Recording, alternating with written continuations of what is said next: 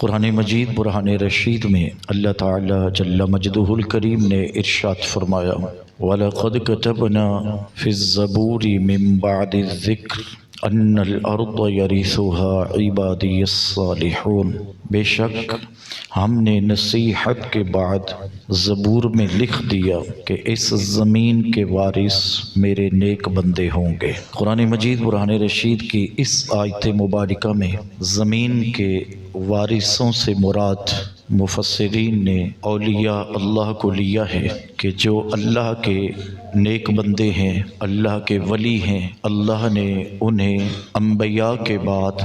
زمین کا وارث اپنی کتاب میں ارشاد فرمایا ہے۔ بر صغیر پاک و ہند میں اسلام کا پرچم بلند کرنے میں اور اسلام کو ہم تک پہنچانے میں اور گھر گھر میں اسلام کا دیا روشن کرنے میں اولیاء اللہ کا سب سے بڑا کردار رہا ہے۔ بر صغیر پاک و ہند میں کسی نبی کی تشریف آوری کا تذکرہ نہیں ملتا اور صحابہ کرام علیہم الرضوان کا بھی کوئی خاص تذکرہ بر صغیر پاک و ہند میں نہیں پایا جاتا۔ چند ایک اصحاب کے سوا باقی یہاں صحابہ کرام کا تذکرہ نہیں ہے۔ بر صغیر پاک و ہند میں اسلام کا پیغام اور اسلام کا پرچم یہ اللہ کے ولیوں نے بلند کیا ہے۔ ہر دور کے اندر اللہ والے اس زمین پر آتے رہے اور انہی کی بدولت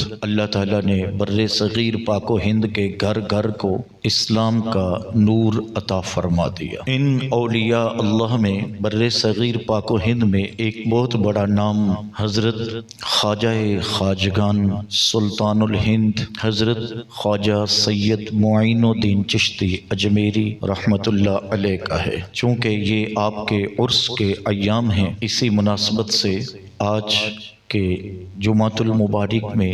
ہم حضرت خواجہ معین الدین چشتی اجمیری رحمۃ اللہ علیہ کی حالات زندگی پر کچھ باتیں آپ کے سامنے بیان کرنے جا رہے ہیں۔ حضرت خواجہ معین الدین چشتی اجمیری رحمۃ اللہ علیہ آپ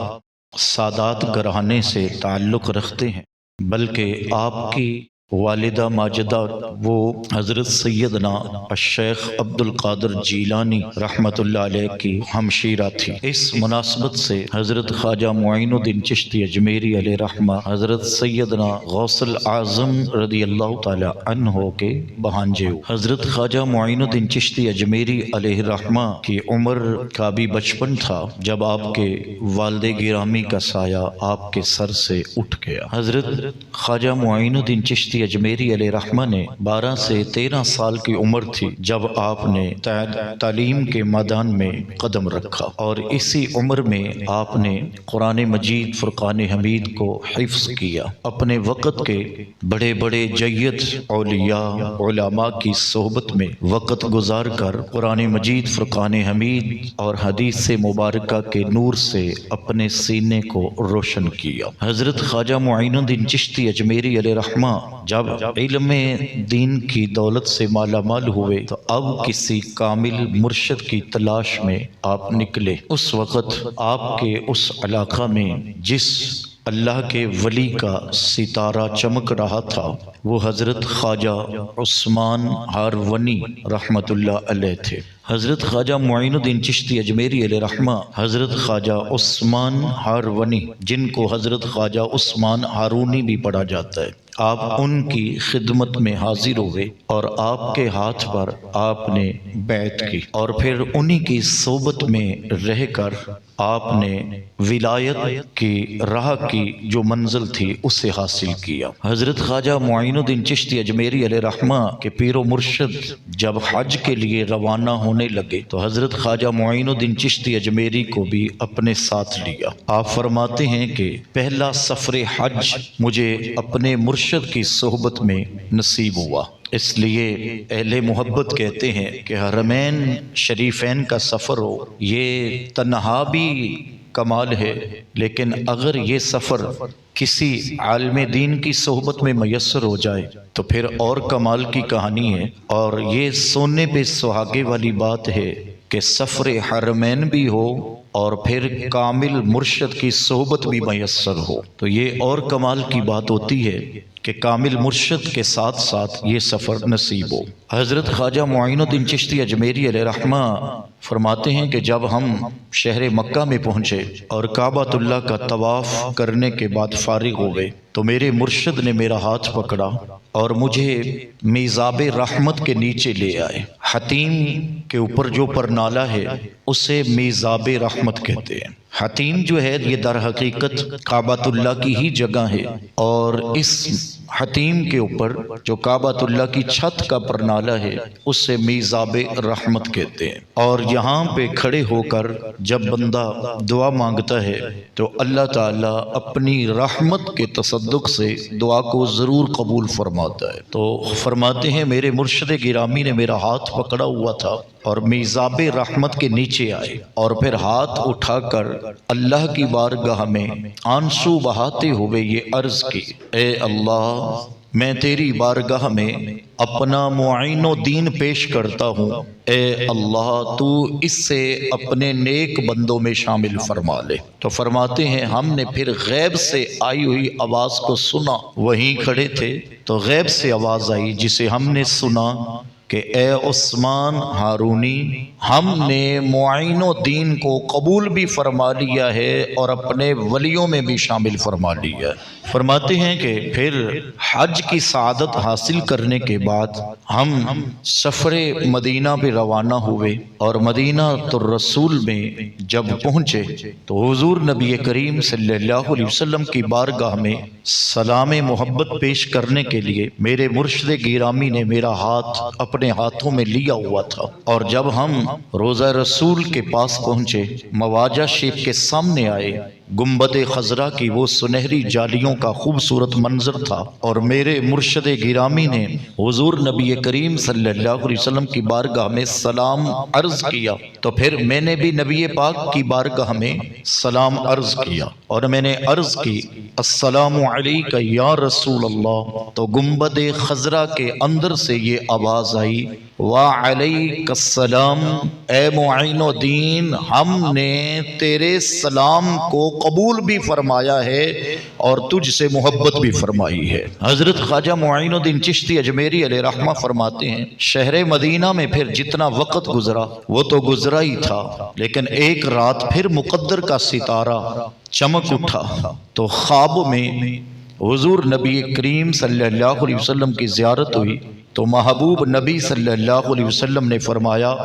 معین الدین ہم نے تمہاری ڈیوٹی ہندوستان میں مقرر کی ہے اور ہم تمہیں سلطان الہند کا لقب عطا فرماتے ہیں۔ تو حضرت خواجہ معین الدین چشتی اجمیری علیہ رحمہ فرماتے ہیں پھر اشارہ چونکہ سرکار دو عالم کا تھا، مرشد گرامی نے اس پر تکمیل کے لیے مجھے ہندوستان کی طرف روانہ کیا۔ حضرت خواجہ معین الدین چشتی اجمیری علیہ رحمہ جب ہندوستان کی طرف سفر کر رہے تھے تو پھر آپ شہر لاہور میں پہنچے، اور یہاں آپ نے حضرت سلطان الاولیاء حضرت داتا گنج بخش علی حجویری علیہ رحمہ کے قدموں میں 40 دن کا چلہ کیا۔ 40 دن یہاں آپ نے گزارے، اور آپ کا حجرہ آج بھی حضرت داتا صاحب علیہ رحمہ کے مزار کے پاس موجود ہے۔ وہاں آپ نے 40 دن کا چلہ لیا اور پھر اللہ کی عبادت و ریاضت میں لگے رہے، اور 40 دنوں کے بعد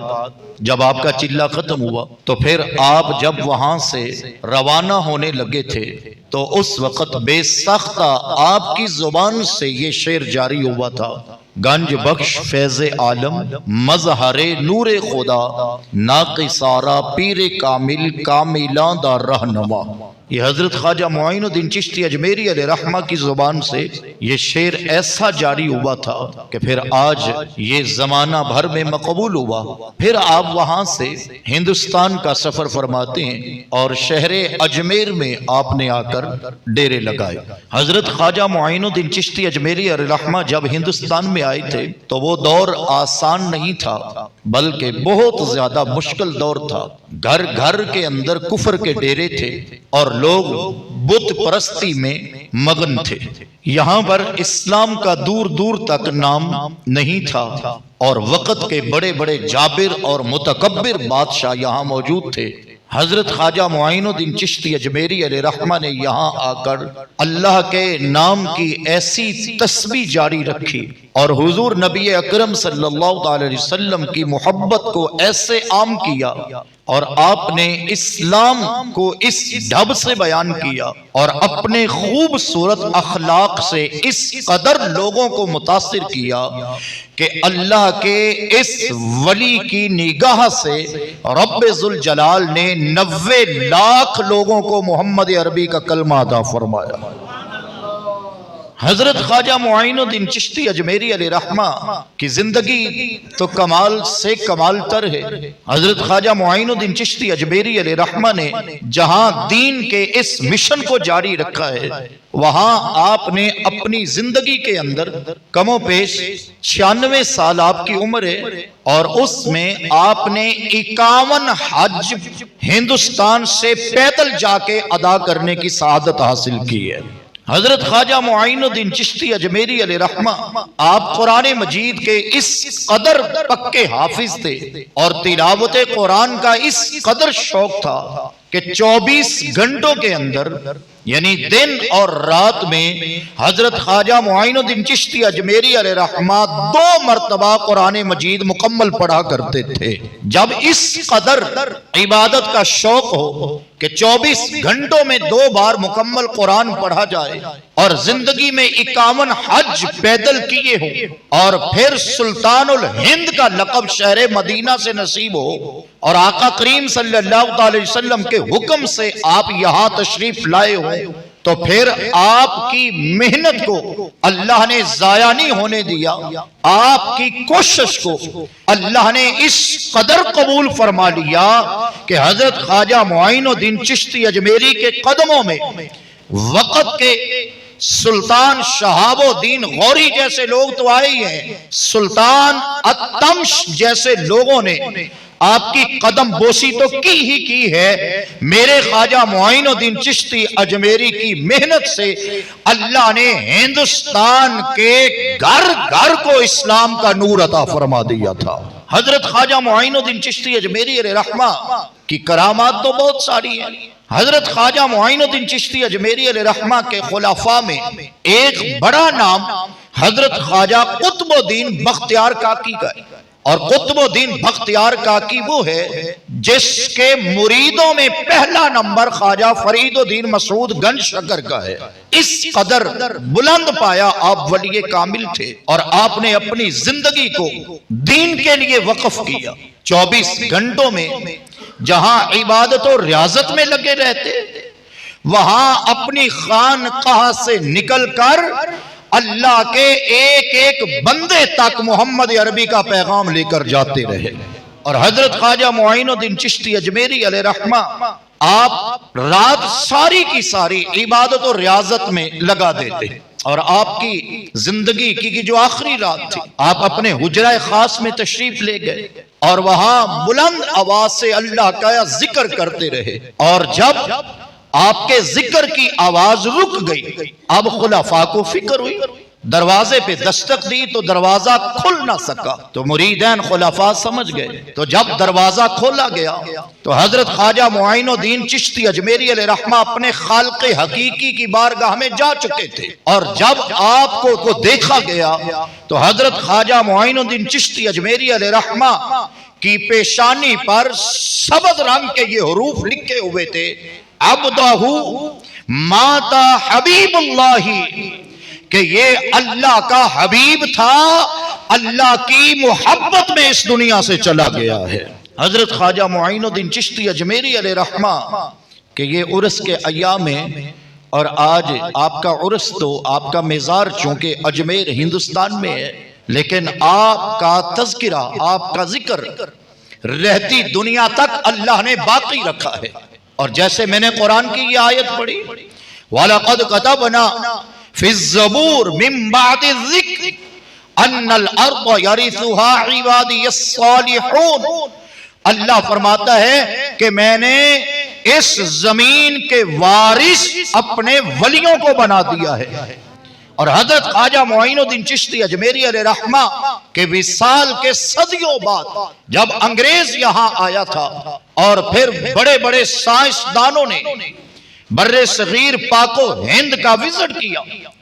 اور پھر ایک بڑا شخص جب ہندوستان کے دورے سے واپس پلٹا